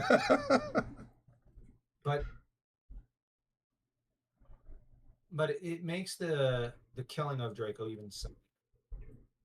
Because in this film, you see that Draco's so full of life. And he does love life. He loves aplenty. And he's a bringer of truth, really. He's not a liar. But the thing is, he has to die in order that a better kingdom might be created. Yeah. And here we come to the Christ pill. It's a moment of returning order. I want to, before you get to that, I want to get to the chat real quick. I do love that Dragonheart really was on the algorithm to destroy a childlike wonder and solve it yourself. Bambi, Lion King, Dragonheart, and C.S. Lewis. Oh my gosh, yeah. But this movie I saw when I was 5 years old, and I remember almost crying at a few points as a kid, and I remember just staring in awe at that last scene with the stars and whatnot. Like, I think that's the reason why I didn't return to this movie for the longest time, because just the ending was kind of, to me at the time period, was so sad. yeah, but it's also perfect. It's sad and Yeah, perfect at the same time. it's there for a reason, but at the same time, it's like the fact that you have to go through this much in order to restore order, it just kind of hurts.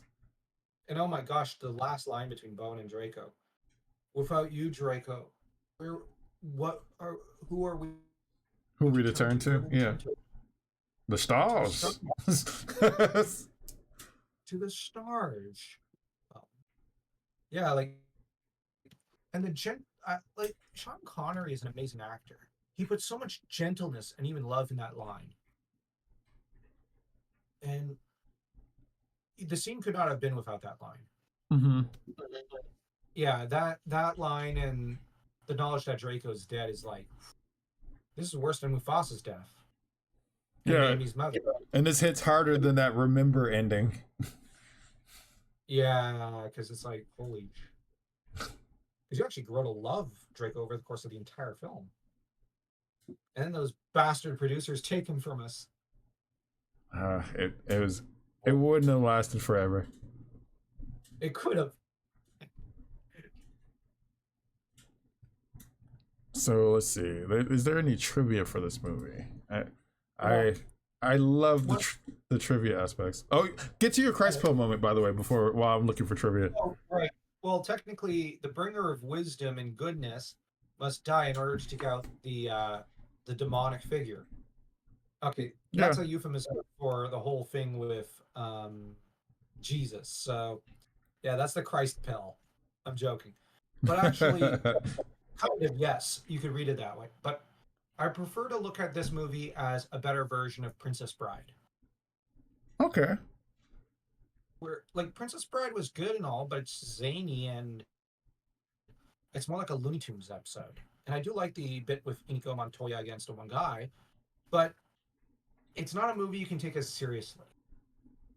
Whereas Dragonheart is a much more serious, much deeper, much more philosophical film. The 80s kids had Princess Bride. Us 90s kids had Dragonheart. That's about right. Oh, thank goodness! I'm kidding though. I managed. Well, I'm thank goodness, because I managed to pop my jaw back into place. They really did a number on me at the dentist office today. Ouch. I get that. Oh. What is the chat?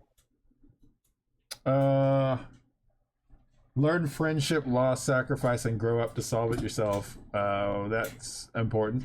I'm the last one who will still be the best. I'm the last one will still be the best line to me for this movie. I am the last one. Yeah. Oh my gosh, that's like, frick, poor Draco. It's for him. It must be post-apocalyptic. Yeah, because you're witnessing the end of one age and the beginning of a new age. Yeah. You're he's standing before a chasm, and his people, like, bear in mind, like, the dragon that Bowen kills at the start is female. That was the only one that could have helped him repopulate. It's over. Yeah. Draco, like, there will never be another dragon. But for some reason, we got a bunch of sequels we don't talk about. Yeah, we don't talk about those. Jen the Pale Rider says Dragonheart has been paralleled next to Damsel from this year. There were two sides of the same coin, and that disgusts me. Well, the difference is this movie is steeped in more traditionalism and traditional ideas. I've not seen Damsel. I saw the trailer. I'm not terribly impressed by it. I'm tired of Prince Charming being a villain in every movie these days. Well, yeah, there's just the hate parade on, man. Yeah, and that, like, the Prince Charming being a villain was original and creative and funny in Shrek 2. Mm-hmm. But ever since then, it's become just a freaking drag. And let's make Prince Charming charming again. we need red helmets.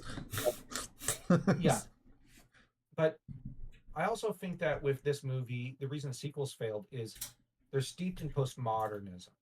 Yes. It's really the idea of Nietzsche versus Christ in a way. This movie is more on the Christ side of the fence, and more on the traditional um, philosophy, even Stoicism to an extent. There's some Stoic philosophy in this film, and this film is very philosophical. The other movies did not have heart, did not have philosophy. You never really get any scenes where the characters just sit down and start chatting about philosophy and what it means to be alive, or what it means to die, or what is heaven. This movie discusses these things.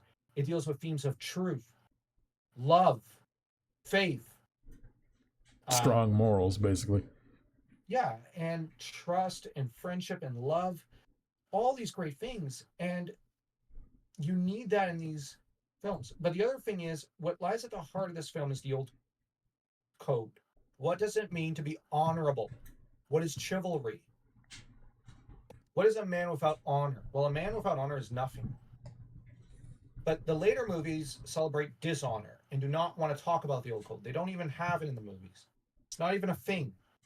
Well, and they think it's just a dragon ripping out his heart to revive some asshole. Oh, That's important. yeah. That's not the theme. The theme of this movie, the heart of it, is the old code. Is Bowen worthy of Arthur? Yes or no? Is Bowen honorable? Once he's broken the old code, can he come back? Is it possible to achieve redemption? Is it possible for Kara to once again be pure in a way, even if only in spirit? Is it possible for Draco to achieve heaven? Is it possible for Gilbert to put an end to his pilgrimage, return to his monastery, and start writing his histories again? Yes to all these things. That's the idea.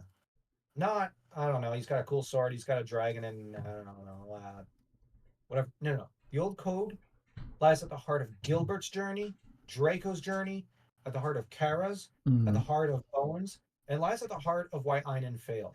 And there is also the theme that, in a way, Bowen is what Obi-Wan should have been. Because Bowen does what Obi-Wan Kenobi from Star Wars didn't have the guts to. He actually decided to take the fight to his former apprentice and put an end to it.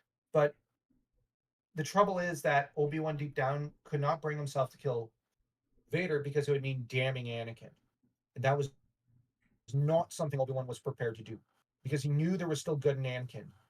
And so to kill Vader would mean to condemn Anakin to hell. So Obi-Wan basically says, I can't do it, and runs away.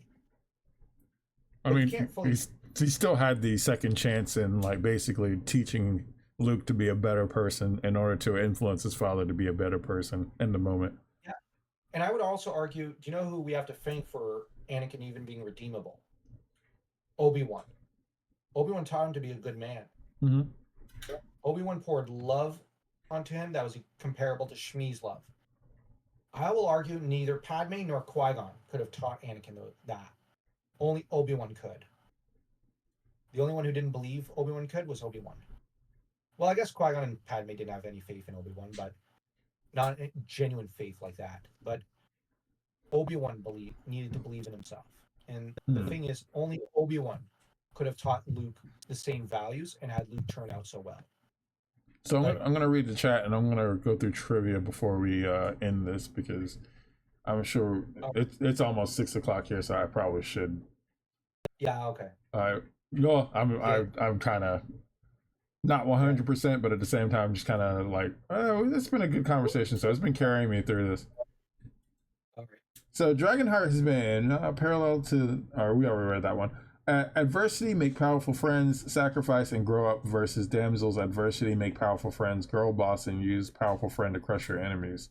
And we talked about the difference between the girl bossing of Dragonheart versus the girl bossing of modern films, with Kara basically trying and failing to It's much more realistic. Yeah. I mean, Kara does have her moments to shine when she's taught how to use an axe.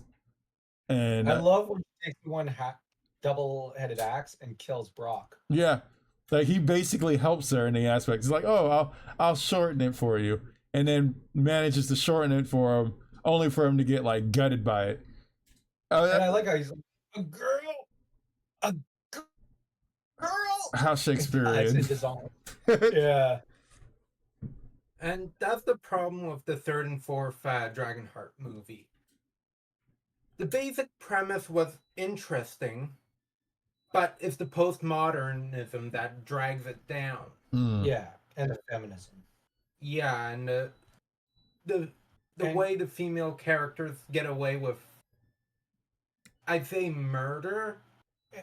And so liberalism delenda est. And so liberalism must die. Mm-hmm. I'm joking. I couldn't resist that joke. You know, any Roman history nerd / any male who knows anything about Roman history. So any guy who's breathing, who got that? I'm joking.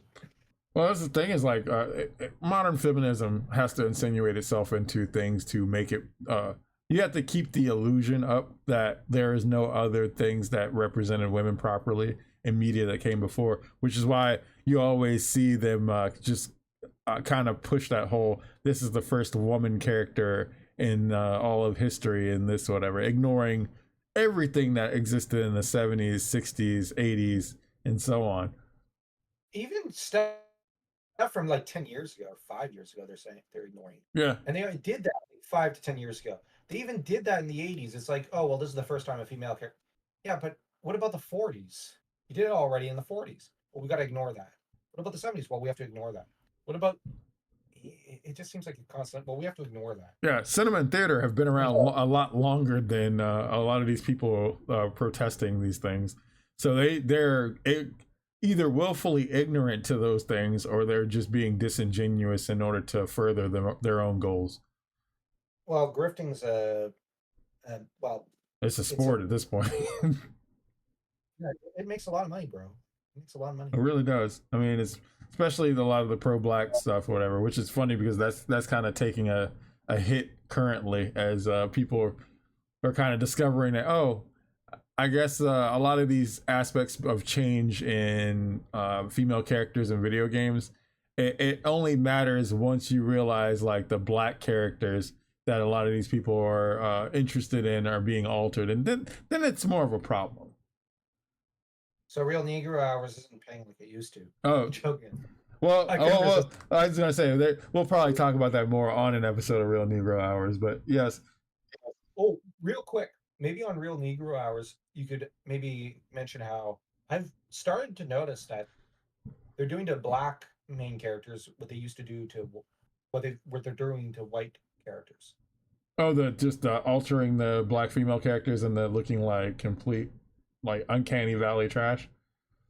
Well, no, I meant like black male characters being trashed. Oh yeah, well, black male characters and black male actors have been buck broken and feminized for years. It's just now it's a bit more open.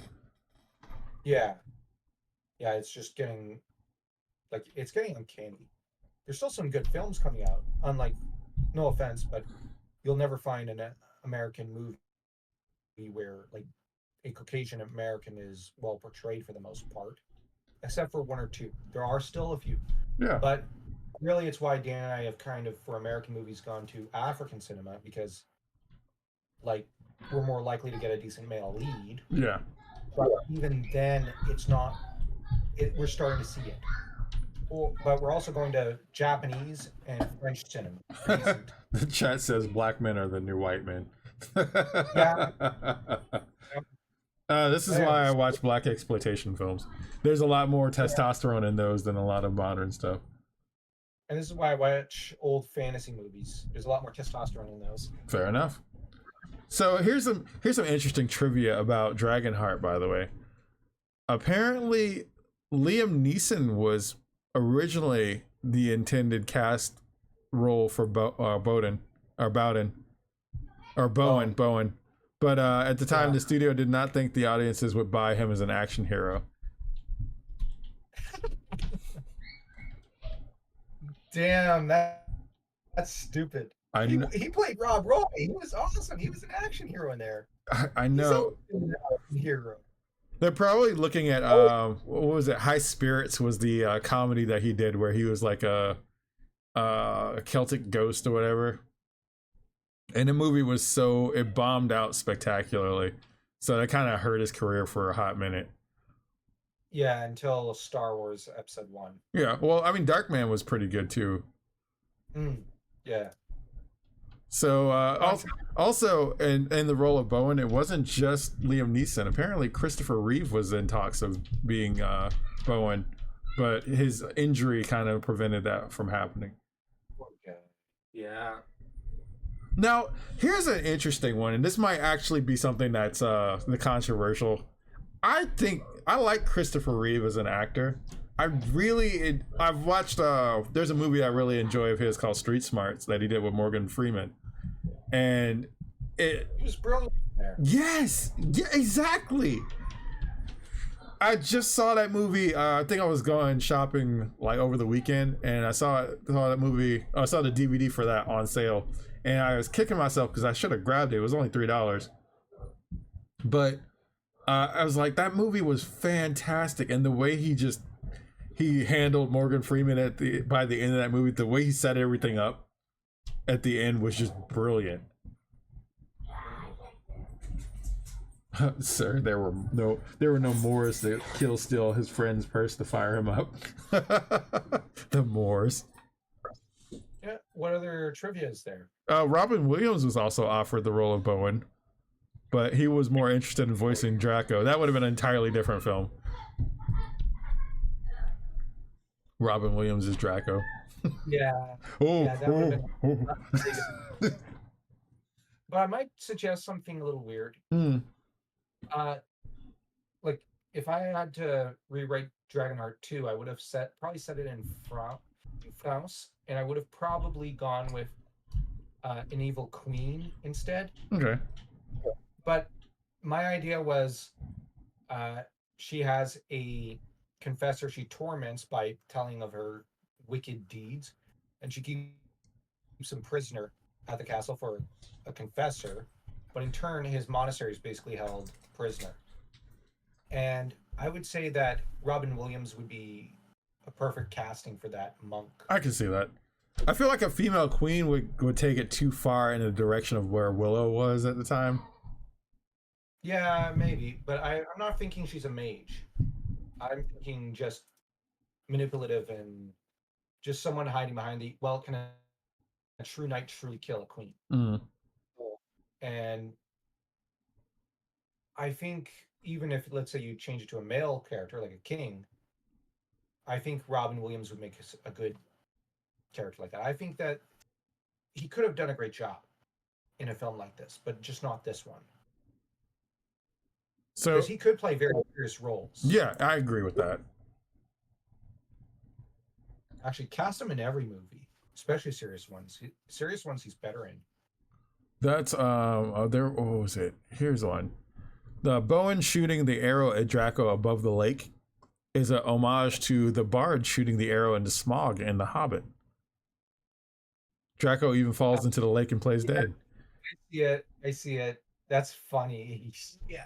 I had that thought when we watched the movie, but yeah, it's unmistakable. Except they kind of play for laughs, but from an affectionate point of view. Yeah, I can see that. Also, Draco was originally supposed to be a Jim Henson puppet. Yeah, but then they shifted to the CGI, which the CGI looks tons better at night as it normally does.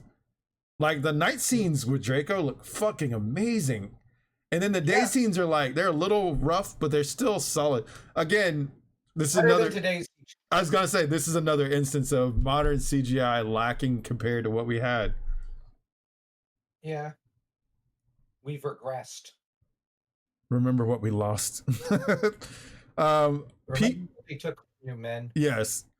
Rob Cohen also cast Pete Postlethwaite based on his performance in The Name of the Father, feeling that anyone who was assured in a dramatic role could take Brother Gilbert and make it a real charming and funny. Pete Postlethwaite supremacy over on this chat because he did a damn fine job in Solomon Kane. Oh Yes, he did. He played that dad to that family. Mm-hmm. Gosh, he lent so much weight to that role. I mean, when he's not hunting T-Rexes, he's recounting the histories of the age after King Arthur. He's a Puritan father. Like, this man's a badass. But yeah, seriously, he did such a great job in Solomon Kane. So it was a David Thewlis who played Einon, and Pete Postlethwaite also had appeared in James and the Giant Peach in 1996 as the voice of the Earthworm and the Old Man, respectively. Both films were released a month apart in 1996. So you had Dragonheart, and then a couple months later, James and the Giant Peach. Yeah, I hate that Peach film. But Einon's actor, didn't he go on to do radio after? I would have to. Let me see. David Thewlis. He was born David Wheeler in 1963. Blah blah blah. He's. Let's see. Well, he's doing TV now. He's playing in the Artful Dodger. Okay. He's damn good in this movie. Oh, what? He was Ares in Justice League? Huh. What? Cast him in every role. Him and Robin Williams, they could have done every role in Justice League, even Wonder Woman. What about Leslie Moore? He could have done every role too. He played oh, I can't hold that against him. He was in Enola Holmes. Fan fictions.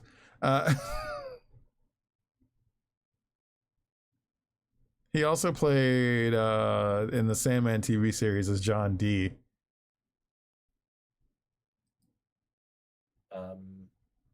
He was in.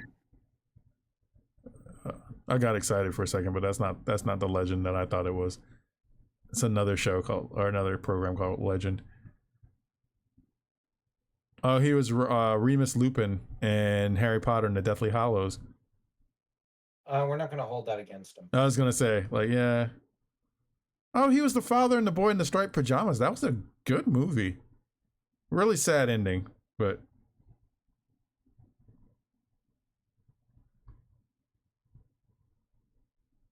Okay, well. I think we're about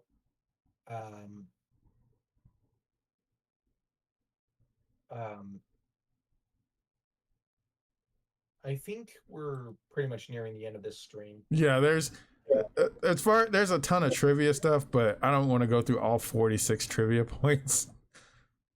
Wow. Okay. There's a lot of trivia for this film. There's a lot of if we were to dig into the Arthuriana of this movie or dig into the philosophy of this movie, we could go on for hours. But we've already gone on for hours. So we should stop soon. We'll plug our crap and yeah, I think that's reasonable. And decide on the next story. So Dan and I have our Crown of Blood, a anthology with similar themes as this movie, weirdly enough. Likely this movie was an influence because I'm a massive Dragonheart fanboy. At least with the first movie. I love this film. I keep coming back to it. Dan knows that. He can vouch for it. Yes. Yes. But we also have our Substack. People can subscribe over there for great essays. I do a lot of Dragonheart essays. Dan does a lot of fairy tale essays like Gallivant and whatnot, and Disney. And also, people don't forget to subscribe to Full Screen because, Real Negro Hours is some of the most entertaining stuff online. We try. And yeah, and there's also your movie podcasts knowledge, which is really freaking impressive. It's partially like it's partially memory, but also partially like I kind of do a little bit of cramming before the podcast just to make sure that we get the information right, or have like little surprising moments where we kind of discover things like King Arthur's voice being in Avalon for the one scene and all that. And of course, we have, yeah, I think that's it. But for our next movie podcast, I wonder what people would want us to watch.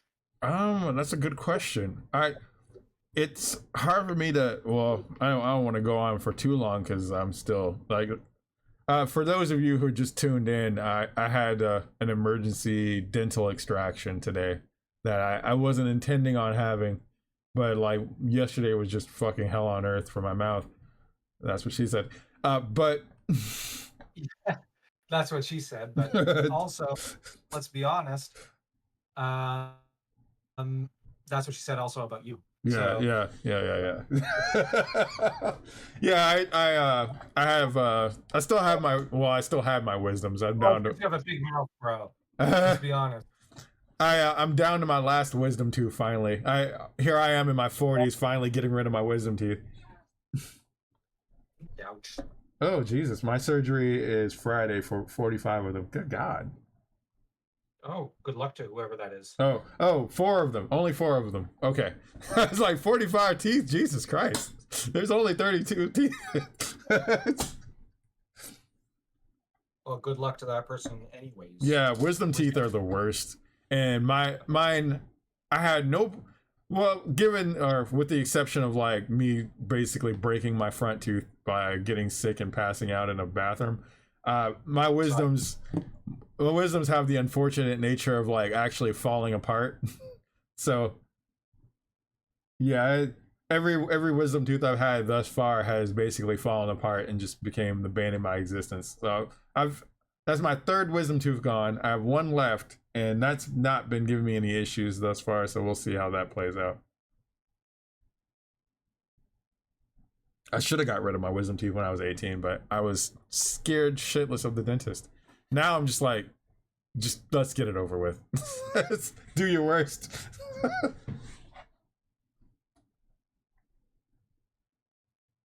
So yeah.